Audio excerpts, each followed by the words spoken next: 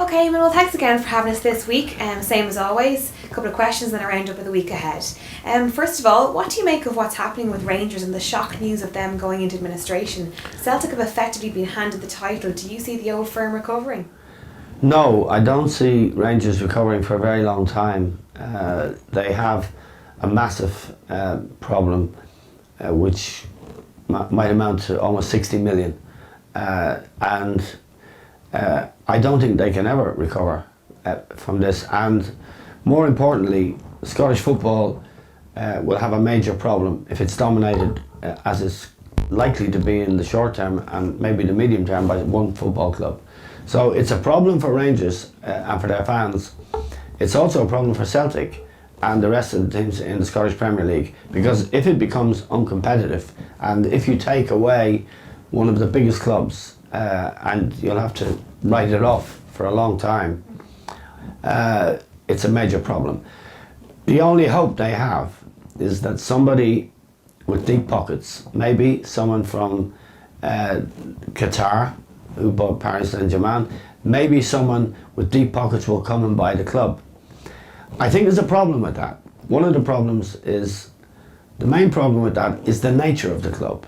Rangers is associated with sectarianism, which is deeply unpleasant and has been throughout its history. I'm not sure it's a kind of trophy that someone really wealthy would want to buy. That's just a personal opinion.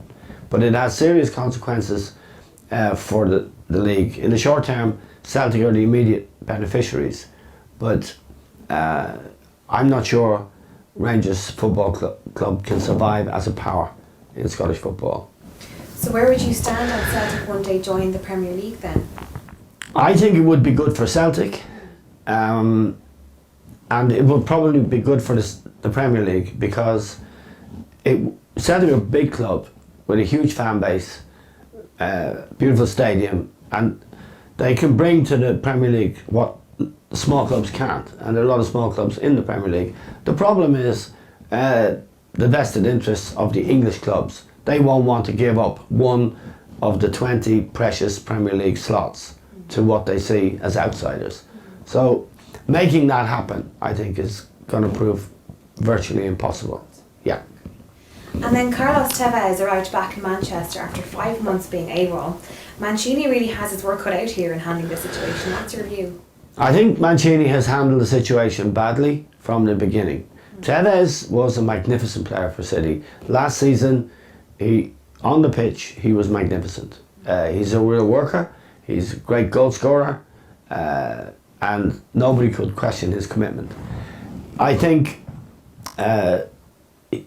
he's obviously difficult to manage. Obviously doesn't like the north of England. That's the major problem. He wants to go maybe to a Latin country, maybe to Italy, Spain, and I think that's a fundamental problem. But Mancini has also been foolish in the way he's managed it, and the catalyst for this crisis was an incident against Bayern Munich last year, earlier in the Champions League, when he accused Tevez of not wanting to play and refusing to play. I think Tevez refused to warm up because Mancini had been messing around. I don't think Mancini is a good manager of players, and this is a particularly difficult player to manage, but he's worth it. Like the L'Oreal ad says, he is worth it. He's a very good player, and I think they want him back right now because they realise they've an outstanding chance of winning the Premier League, and he's the guy who can clinch the deal for them. So long term, I don't see him staying in Manchester. Short term, if he was to make a commitment and play even the last 10 games for City, I think he'd be a huge addition to their squad and would probably help them close the deal on the Premier League. I think that would require compromise on both sides. So we'll see what happens. And Wolves parted company with Mick McCarthy this week after 5 years. Was it inevitable once they slipped into the bottom three?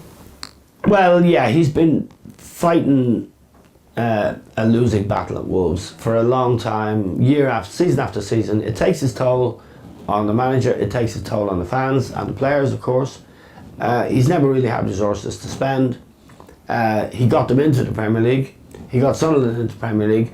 So he's proved that he can manage at championship level. But I think the job he was trying to do was almost impossible. So his sacking was inevitable. And then to get down to business as usual, what would be your 3 biggest bankers for the weekend and week ahead? Well, it's a difficult week because the FA Cup, there's no Premier League. FA Cup, you're very restricted in your choice of matches. So I'd still go with the 3 draws bet, 3 doubles and a treble. The first one would be Norwich and Leicester. Leicester Championship side. Norwich have done really well in the Premier League and would be expected to win the match. But I think there's a good chance that Leicester could spring a surprise here and get a result, get the draw and get the replay. The other match I think could end up on a draw is one of my old clubs, Millwall. They're playing Bolton.